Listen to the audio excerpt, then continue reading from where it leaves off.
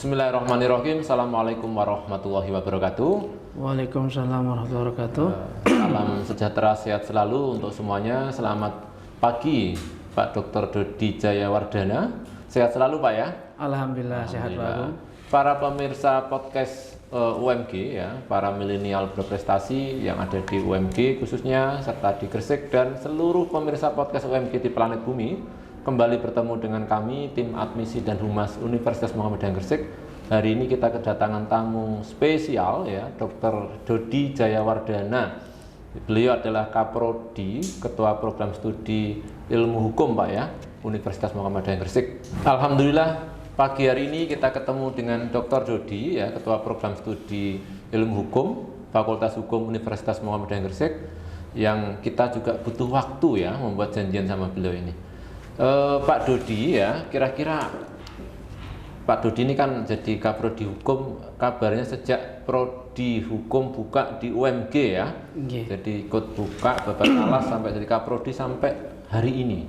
Kira-kira Prodi Hukum di UMG itu ceritanya seperti apa ya Pak Dodi? Oke, Pak Agung. Pertanyaan bagus Pak Agung. Ya. Karena ini berkaitan dengan berdirinya Partai Hukum nih. Jadi Pak Agung, ceritanya dulu ketika saya menyelesaikan S2 di UNER pada tahun 2012, kemudian ada kakak tingkat atau senior itu memberikan tawaran, Pak, mau nggak ngajar di Gresik gitu, nggih. Saya bilang mau gitu Pak ya. Akhirnya kakak tingkat ini memberikan kontaknya Prof Budi waktu itu, sehingga saya nelpon Prof Budi, disuruh datang ke Gresik untuk niat ngajar di Prodi Hukum. Dilalah Pak, ternyata di UMG belum ada Prodi Hukum.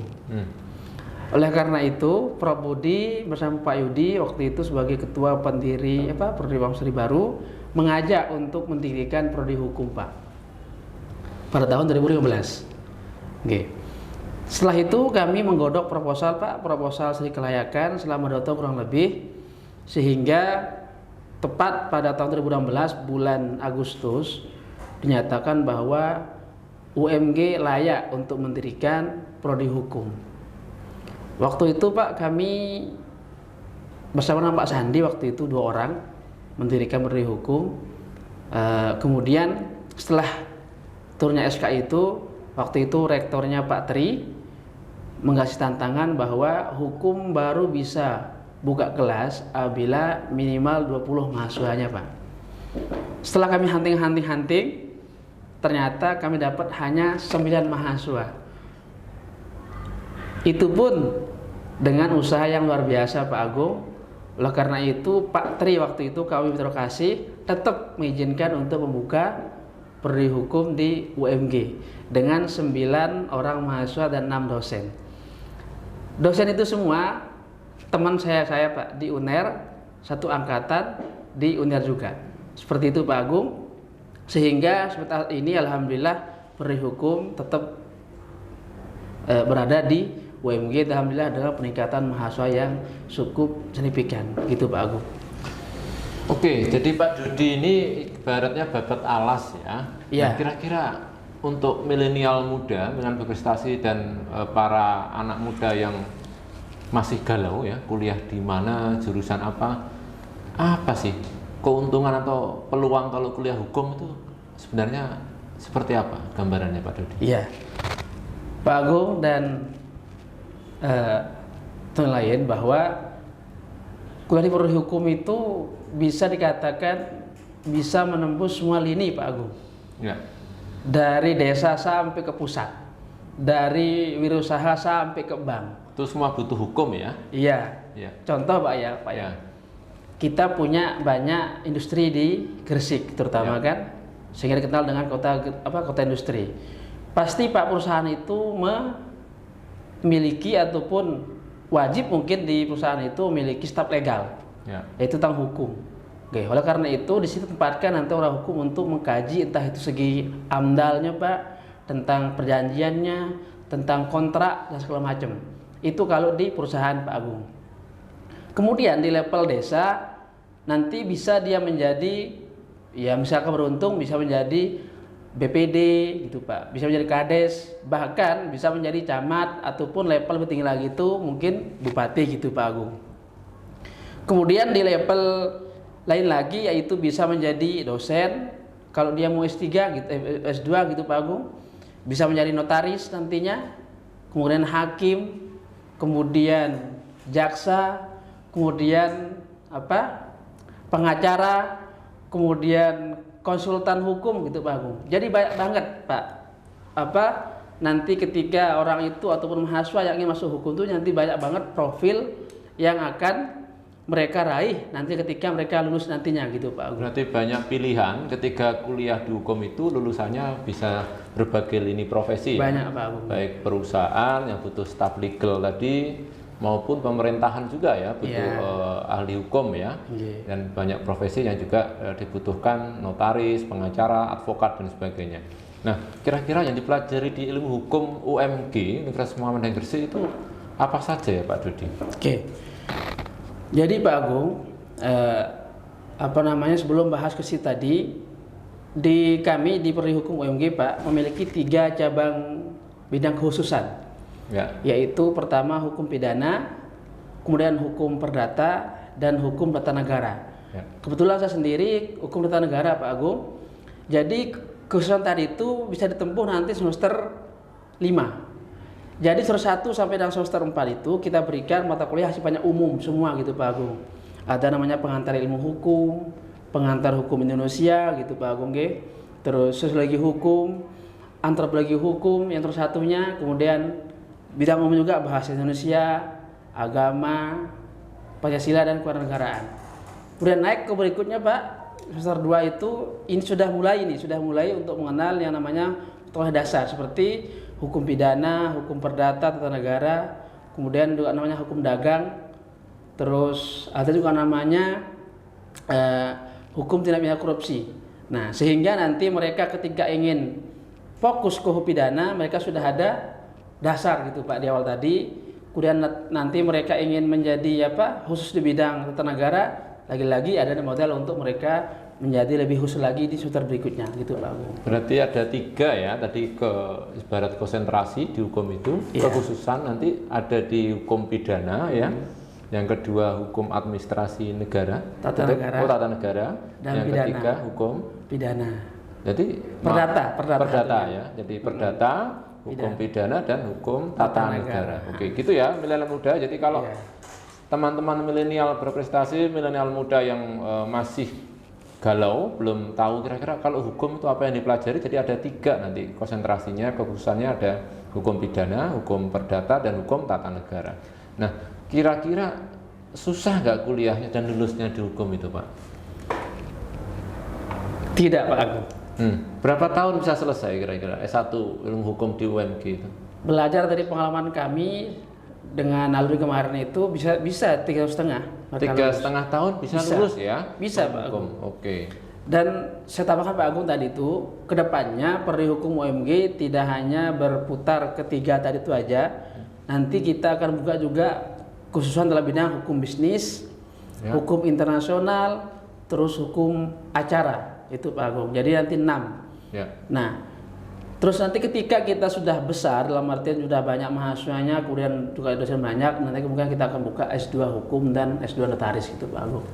Itu tambahan gitu. Baik, jadi lulusan hukum itu banyak profil lulusannya ya, pilihan yang dipelajari banyak ya. Terus berikutnya ada profesinya ternyata ya. Profesi apa saja berarti tadi? Notaris, ya, pengacara, konsultan, bisa Pak G. Terus kalau yang harus PNS itu jaksa ya, hakim itu Pak, itu harus PNS dulu kalau itu. Tapi kan nggak profesi kan? Bukan. Yang profesi berarti kan notaris. Iya, notaris. Advokat itu? Advokat. Ya. Konsultan juga bisa. Oh, konsultan ya. Berarti sebenarnya untuk kuliah di hukum ya teman-teman milenial muda, milenial berprestasi ini tidak usah galau ya. Jadi lapangan pekerjaan atau mungkin kalau mau buat kantor sendiri tidak harus jadi karyawan, dengan buat kantor notaris atau mungkin tadi pengacara atau advokat tadi ya. Itu sebenarnya masih dibutuhkan ya, dengan penduduk Gresik 1,3 juta, Indonesia yang 200 sekian puluh juta, pasti ada masalah hukum ya. Sangat bisa Pak Agung. Jadi ketika mahasiswa sudah selesai S1 Ya. kemudian mereka mengikuti yang namanya PKPA Pak. Apa itu PKPA Pak Dudi? Pendidikan khusus profesi advokat. Oh ya. Itu cuman sebulan 2 bulan gitu Pak, udah selesai mereka. Harus lulus S1 tapi ya. Ya, Oke. kan nggak mungkin Pak S1, mohon maaf mungkin pertanyaan gitu kan menjadi pengacara kan nggak mungkin. Oh, ya. Jadi S1 hukum gitu Pak. Oleh karena itu setelah S1 mereka mengikuti yang namanya PKPA tadi, Ya. kemudian dites, setelah tes lulus akhirnya ambil sumpah. Ketika mereka sudah punya BAS Pak, namanya BAS itu berita acara sumpah, maka sah sudah menjadi pengacara. Ya. Itu Pak. Baik, kita lanjutkan Pak Dr. Dodi. Jadi Ya. kira-kira dari sekian profil lulusan kuliah hukum ya, itu profesinya itu apa saja dan kira-kira apa menariknya? Oke Pak, dengan bahas tentang profesi ya maka saya ulas satu nggih. Yang pertama tadi kan sebut advokat tadi nggih Pak. Ya. Advokat itu syaratnya memang harus S1 Pak, harus S1 nggih. Kemudian setelah mahasiswa itu menjadi alumni dan ingin melanjutkan advokat, maka dia harus terlebih dahulu mengikuti yang namanya PKPA, Ya. yaitu pendidikan khusus profesi advokat. Nah, ketika advokat PKPA kemudian tes lulus, lalu disumpah di pengadilan tinggi gitu Pak, untuk mengambil BAS namanya Pak, berita acara sumpah. Nah, setelah itu nanti dia akan magang Pak selama 2 tahun kurang lebih di kantor pengacara. Tentunya pengacara sudah senior gitu kan Pak ya. Ya. Setelah itu dia dilepas dan bisa membuka kantor gitu Pak sendiri. Itu yang pertama. Yang kedua ada namanya profesi sebagai notaris Pak. Ya. Notaris sekarang Pak harus S2 sekarang. Oh, harus S2 ya. Ya, sehingga muncul gelarnya MKN, Magister Kenoktariatan. Ya. Lagi-lagi Pak, ketika seorang mahasiswa itu selesai S2, maka dia mencari tempat untuk magang dulu Pak, selama 2 tahun juga. Ya. Di kantor notaris untuk mempelajari cara membuat ya akte notaris, akte perjanjian segala macam. Setelah itu nanti akan dilepas dan setelah itu bisa untuk membuka kantor sendiri. Gresik kebetulan Pak peluang untuk menjadi notaris sangat terbuka lebar, apalagi pengacara Pak sekarang menjanjikan sekali penghasilannya segala macam, sehingga bagi lulusan sarjana hukum terutama yang ingin berprofesi menjadi advokat dan notaris sangat terbuka lebar Pak. Itu yang segi profesinya. Kemudian yang lulusan yang harus PNS itu ada hakim gitu Pak, ada jaksa segala macam, itu yang harus PNS dulu. Kalau yang notaris dan advokat tidak harus Pak, bahkan haram PNS kalau yang advokat tadi itu. Nggak boleh PNS. Nggak ya? boleh PNS. Oke, baik. Kemudian ada lagi tadi namanya kan tadi ya staf legal. Kemudian kalau dia pengen jadi dosen maka S2 dulu gitu Bang G. Kemudian di bank juga dia staf legal dalam hal perjanjian gitu Pak, dalam hal kontrak dan segala macamnya, nanti itu bisa di situ. Kemudian di perusahaan lagi-lagi staf legal, kemudian di bidang masalah amdalnya, dampak lingkungan, kemudian membuat perjanjian ataupun kontrak juga bisa di situ gitu Pak. Jadi Pak Agung, perdi hukum itu tidak hanya melulu tentang hakim, tidak melulu tentang jaksa atau pengacara, tapi hampir Pak semua lini tembus. Dalam artian semua bidang bisa dimasuki oleh lulusan perdi hukum itu Pak Agung. Oke, baik. Milenial berprestasi ya, yang sedang kuliah hukum, jadi nggak usah galau. Yang belum kuliah hukum juga cepat-cepat ya, jangan ragu pilih prodi hukum ya. Artinya kalau di luar sana kita bisa lihat banyak pengacara, Bang Ruhut, Bang Hutma itu ya. Jadi di Gresik bisa jadi banyak pengacara-pengacara ya. Jadi karena banyak masalah, bukan hanya jual beli rumah, tanah ya. Perceraian itu butuh orang hukum semua ya. Iya Pak. Jadi ketika banyak masalah nih orang hukum dibutuhkan. Tapi bukan berarti hukum mencari masalah kan? Bukan Pak. Oh, bukan ya. Kebetulan dosen kami 2 Pak pengacara yang ngajar. Ya. Oke, jadi dosen yang ada di prodi hukum itu Pak tidak semuanya akademisi. Ada juga yang praktisi. Nah, itu ada Pak Hadi, Pak, dia pengacara asli Gresik. Oke, kemudian Bu Bu Farida, dia pengacara Lamongan. Ya. Tapi kita tarik ke Gresik untuk ngajar. Jadi ketika ada permasalahan hukum ya tentang perceraian, tentang pencurian, tentang harta gono segala macam, kita panggil mereka, Pak, untuk menyelesaikan itu semua gitu, Pak Agung. Oke, jadi mereka itu nanti menghasut kita tidak hanya melulu diajar oleh ahli akademisi, tetapi diajar juga oleh praktisi gitu, Pak Agung. Oke, baik. Jadi di Prodi Hukum UMG ya, milenial muda, milenial berprestasi, pengajarnya bukan hanya murni dosen, tapi juga ada banyak praktisi ya. Jadi bukan hanya teori, tapi juga praktek. Nah, terus berikutnya berarti sangat menjanjikan ya kalau kita kuliah di hukum, teman-teman ini kuliah di hukum, artinya terbuka lebar. Di Gresik kota industri loh ya. Jadi kalau teman-teman milenial bisa lihat pertumbuhan investasi di Gresik itu nomor 1 di Jawa Timur di 2023. Iya. Artinya perusahaan semakin tumbuh, butuh staf legal, butuh staf HRD, pasti bicara kontrak kerja ya. Nah, kontrak hubungan industrial antara perusahaan dan karyawan ya. Satu lagi, Pak, lupa saya, legal drafting. Oh ya. Penyusun peraturan perundangan dan peraturan daerah. Jadi, kebetulan saya juga sering dipanggil oleh DPRD Kabupaten Gresik dalam hal tadi itu untuk menyusun peraturan daerah seperti itu, Pak. Oke, baik. Jadi banyak hal ya, banyak profesi yang bisa diraih ya. Peluang-peluang kuliah hukum itu bukannya di sektor pemerintahan, di instansi pemerintahan ya, jaksa tadi ya, hakim, kepolisian juga ya. Ini juga harus belajar hukum ya. Tapi juga perusahaan juga butuh orang yang ahli hukum, lulusan sarjana hukum. Baik, jadi demikian. Jadi pertanyaan terakhir, kenapa harus kuliah di UMG, Pak Dodi? Oke, kenapa di UMG, Pak? Di UMG prodi hukum, apa menariknya? Siap. Kenapa, Pak, istilahnya itu buy one get one. Dalam artian gini, Pak, kalau kita kuliah di kampus lain, barangkali hanya mendapatkan ilmu itu saja, dalam artian ilmu sosial terus, tidak ada warna yang lain. Kalau di prodi hukum UMG terutama, selain mendapatkan ilmu yang kita inginkan, ilmu yang kita sesuai jurusan, tetapi juga mendapatkan agama gitu, Pak. Artinya segi dunia dan akhirat dapat gitu, Pak. Oke, itu kelebihan daripada kita kuliah di prodi hukum UMG. Kita membawa nama Muhammadiyah, Pak. Oleh karena itu, saya katakan, selain kita dapat ilmu yang kita inginkan plus jurusan kita, jadi dapat juga ilmu agama dari seimbang antara dunia dan akhirat. Oleh karena itu, monggo para milenial berprestasi silahkan kuliah di prodi hukum UMG. Insya Allah jaya dan sukses selalu gitu, Pak Agung. Oke, baik. Terima kasih banyak Pak Dr. Dodi Jayawardana atas waktunya. Jadi tidak usah ragu, saya tidak perlu menyimpulkan kembali. Nanti bisa direview kalau ingin mencermati apa yang disampaikan Dr. Dodi Jayawardana. Artinya silahkan monggo teman-teman yang masih galau mau kuliah di jurusan apa ya.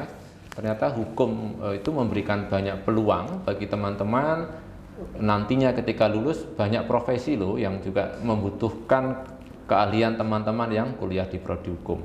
Mungkin demikian. Terima kasih dengan bacaan Alhamdulillah. Ya, alhamdulillah. Kami tim admisi dan humas Universitas Muhammadiyah Gresik, saya Muhammad Agung Suryanto dan tim mengucapkan terima kasih kepada Dr. Dodi Jayawardana. Sehat selalu, sukses selalu. Amin. Dan sukses untuk semua milenial berprestasi di UMG, di Gresik dan di seluruh planet bumi yang menyaksikan podcast UMG. Assalamualaikum warahmatullahi wabarakatuh.